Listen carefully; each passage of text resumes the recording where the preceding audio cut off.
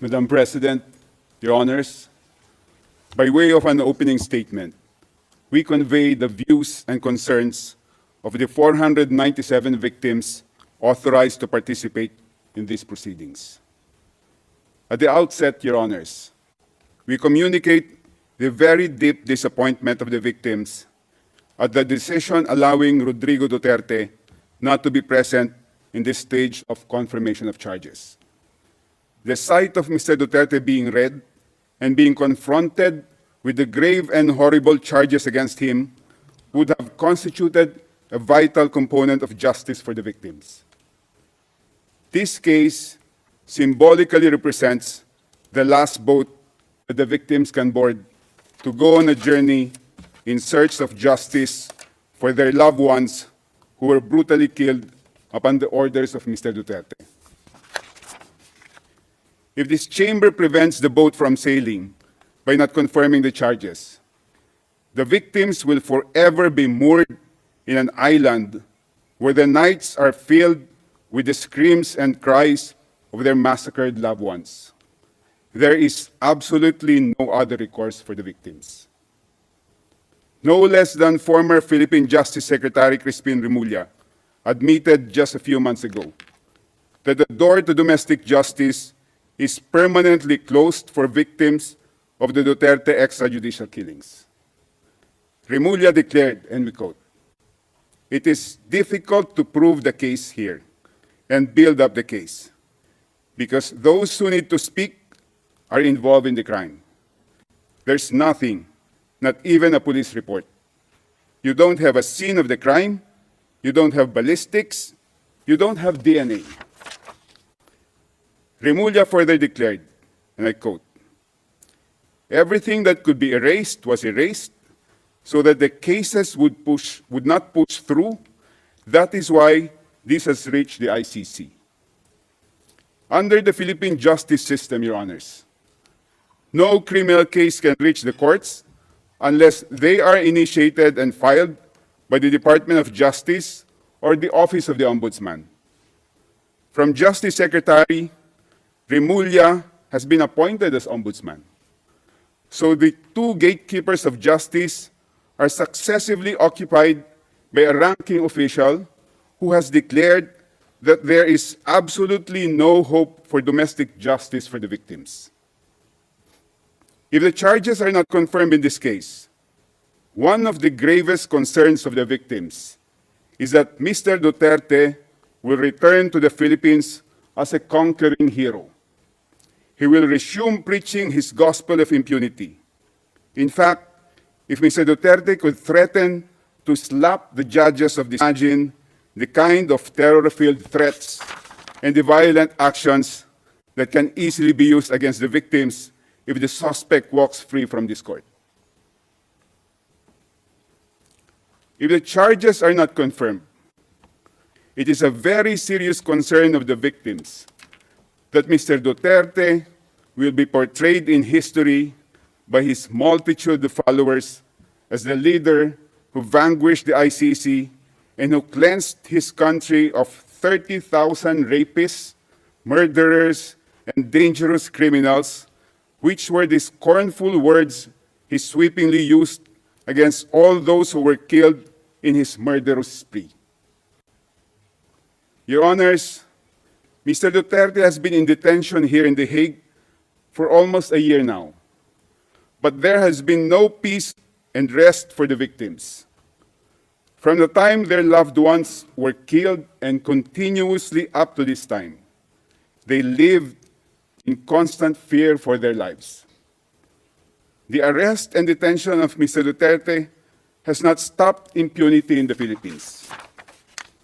The virus of impunity that he spread all over the country has become a cancer that has metastasized, infecting millions of Filipinos. Mr. Duterte has created clones of himself. He converted millions of peace-loving citizens into bloodthirsty disciples who have become converts to the belief that violence and killings are valid solutions to societal problems. The killings masterminded by Mr. Duterte continue to have consequences for the victims even to this day because of his clones. These mini Dutertes harass, threaten, or commit outright violence against the victims and their families. As shown by the number of victims participating in this proceeding so far, many still fear to come out and tell their stories of how their lives became a living hell as a result of Mr. Duterte's crimes, and because they are constantly terrified of being targeted with violence by Duterte fanatics. Many victims have been hesitant to participate in this ICC case because they live in communities that thrive with Duterte clones. They see the halls of power of their country teeming with Duterte disciples. They see and hear senators, congresspersons, mayors, governors, and powerful public figures who are mini Dutertes. The daughter of Mr. Duterte is the vice president, and she has just recently declared that she is running for president in 2028. One Duterte son is a congressman. Another is the Davao City mayor, and his grandchildren occupy positions of power. The plague of impunity has spread not only among Filipinos in the Philippines, but even among expatriate Filipinos in faraway lands like here in The Hague. When we reported to the victims that we, their external legal representatives, feel like fugitives. Apologies, counsel, it's 11 o'clock.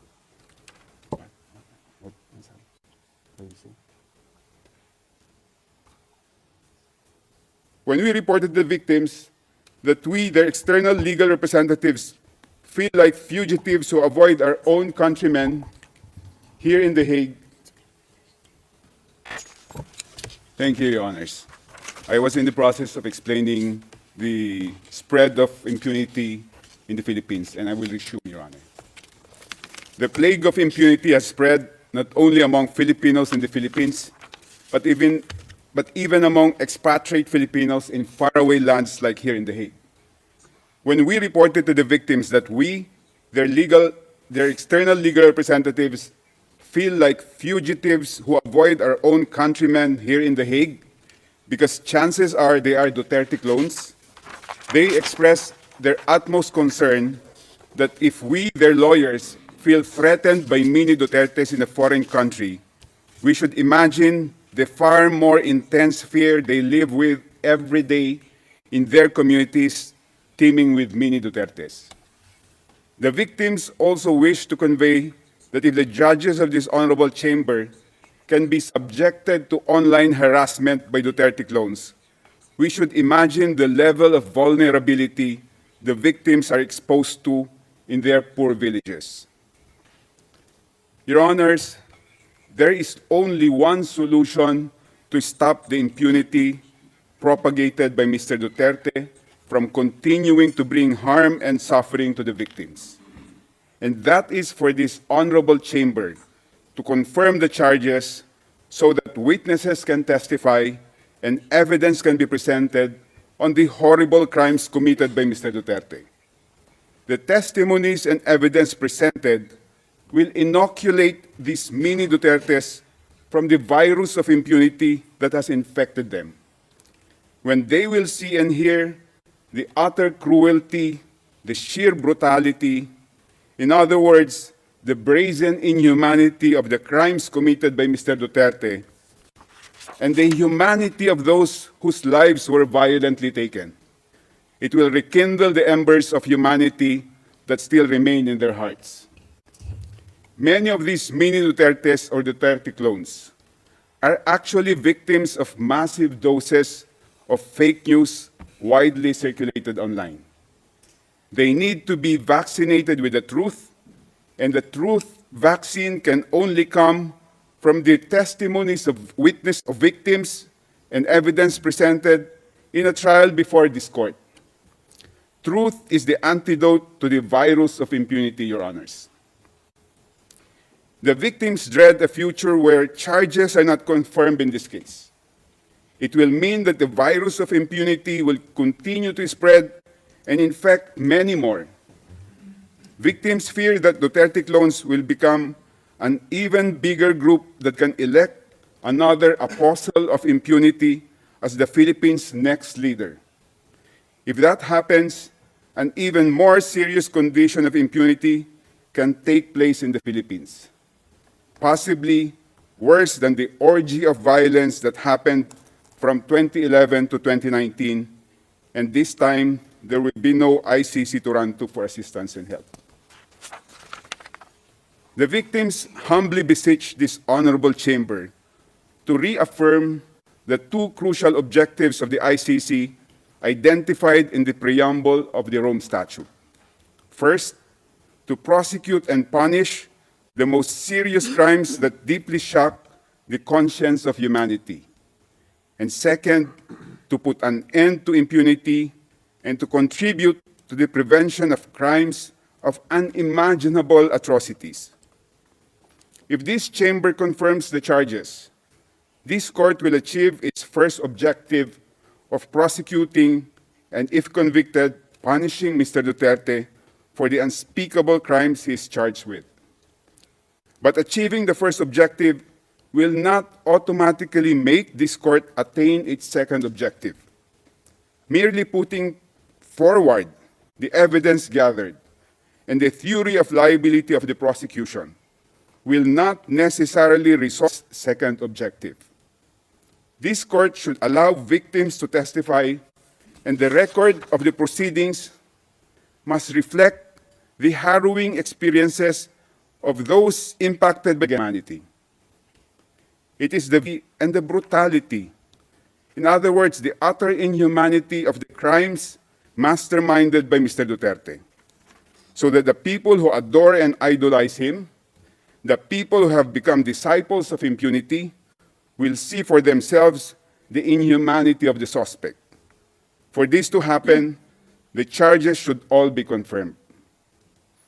The virus of impunity that has spread all over the Philippines is very grave and serious, Your Honors.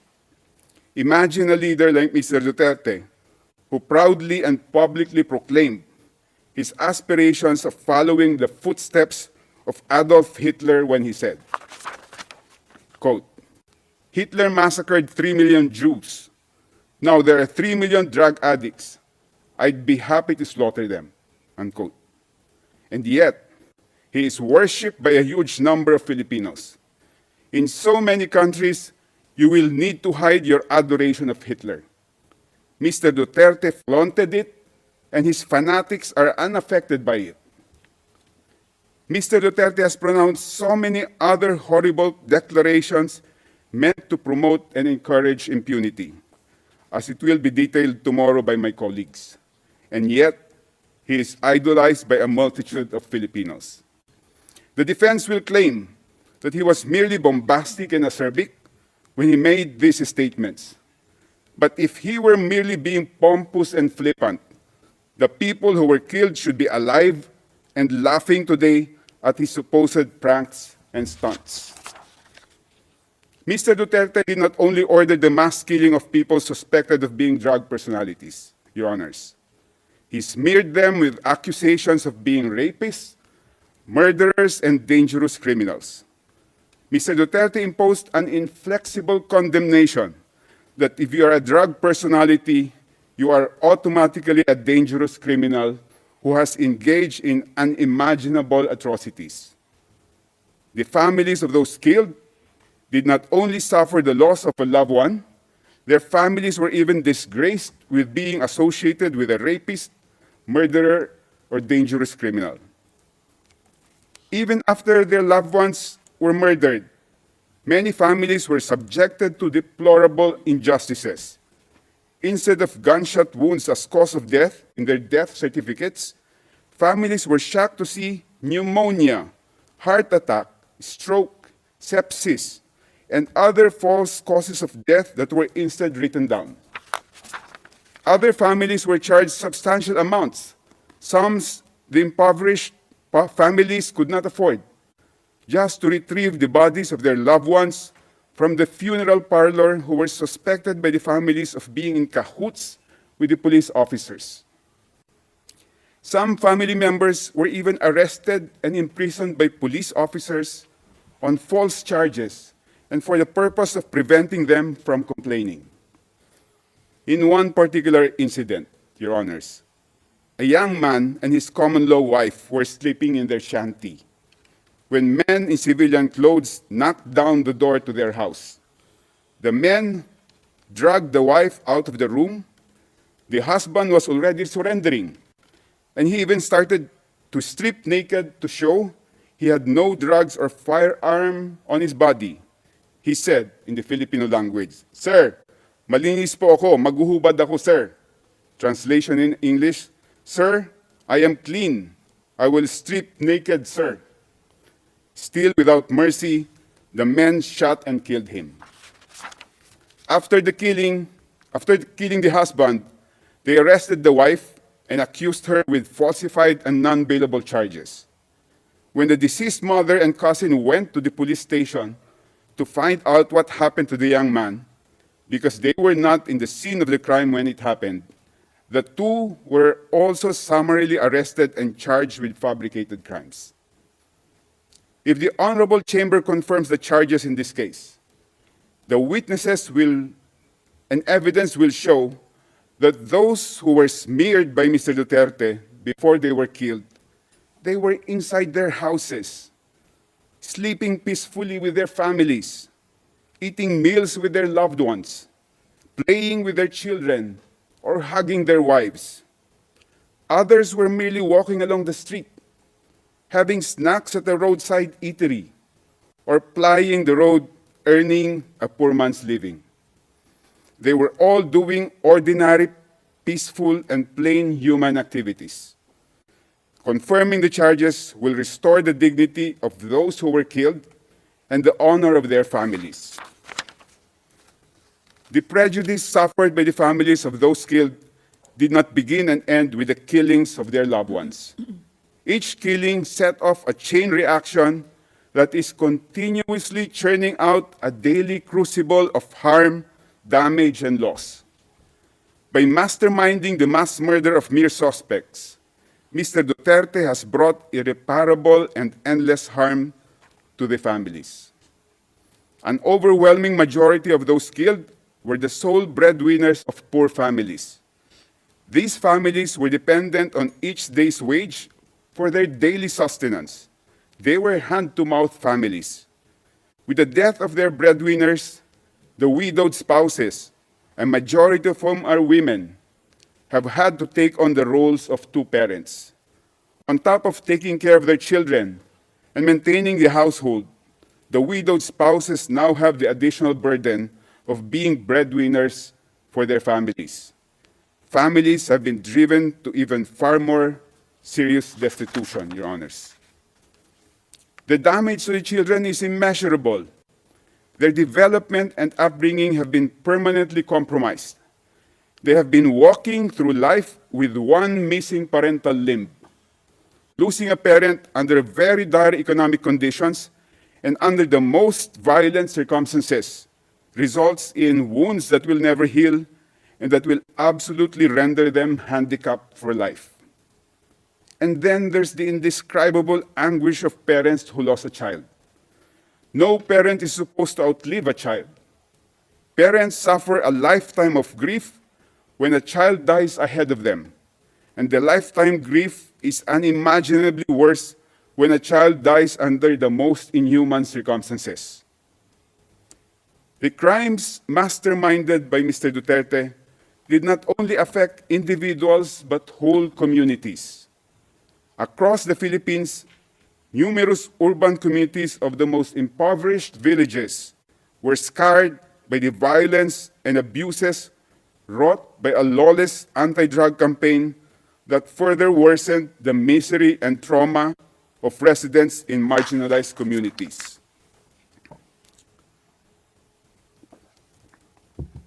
In one illustrative instance, Your Honors, after the father of a family was killed inside his house by police officers, The entire neighborhood was so traumatized that for almost 3 months, and during the coldest months in the Philippines, they abandoned their houses at night and instead slept in the open public market.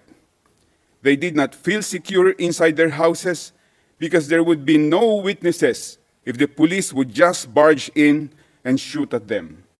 In the public market, the presence of many witnesses, they thought, will deter the police from shooting and killing them. It is also the victim's view, Your Honors, that the charges should be confirmed because the resulting presentation of witnesses and evidence during the trial will force police and other law enforcement officers to confront the brazen depravity of the killing of civilians that they either personally committed or allowed to be committed during the Duterte reign of terror. In one operation, the police summarily killed 3 men, 2 brothers and 1 friend, in the very early morning. The police declared that the 3 were nanlaban. They fought back. But the neighbors saw otherwise. The whole neighborhood was so horrified at the macabre treatment of one of the fatalities.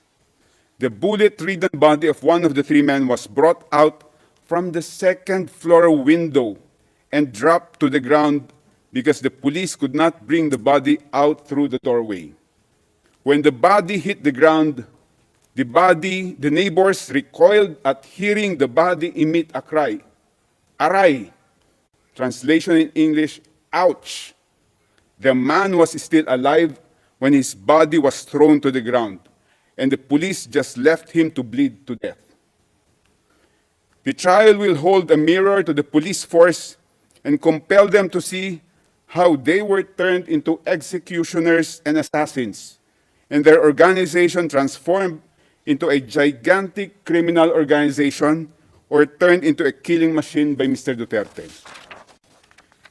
The Philippine National Police and the drug enforcement agencies have not made any initiative to purify the corrupted minds of their officers and personnel to our knowledge.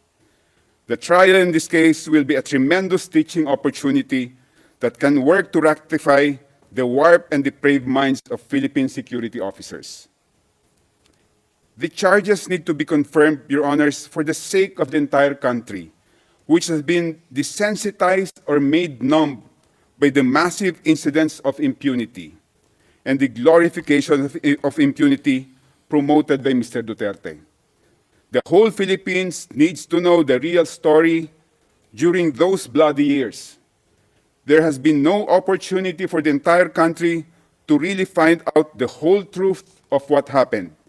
It has been hush-hush, tidbits of sporadic news, and always drowned out by trolls who mass produce and broadcast false, fake, and fabricated news. The victims also attach a very important historical significance to this case. If the chamber confirms the charges, the trial proceedings will produce a historical record of the most bloody period of post-war Philippine history, a duty that the Philippine justice system has refused to perform.